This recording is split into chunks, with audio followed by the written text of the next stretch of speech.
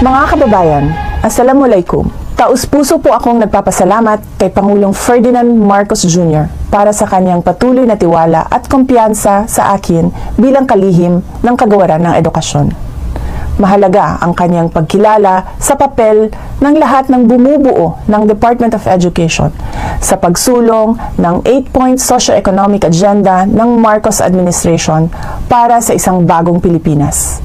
Nagpapasalamat din ako kay Apo BBM sa kanyang paggalang sa aking mga paninindigan.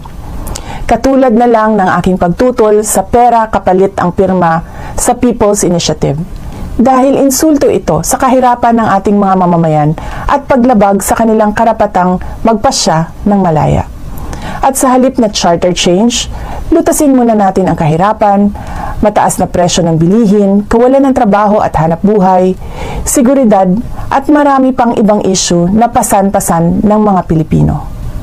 Ang paggalang ay isang natatanging asal na ipinakita ng Pangulo sa ating lahat, kung kaya't galangin din sana natin ang opinyon at paniniwala ng ibang tao, kasama na ang ating mga kamag-anak.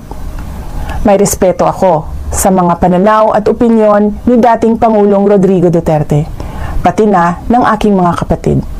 Ngunit katulad ng posisyon ko sa maraming mga issue, hindi kailangan na sumasang-ayon ako sa lahat ng mga ito.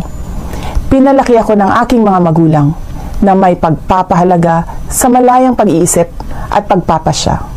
Para sa akin, laging nangunguna ang katapatan ko sa paglilingkod sa bayan. Uunahin ko ang edukasyon ng ating kabataan at kapayapaan ng bayan. Uunahin ko ang Pilipinas. Syukran.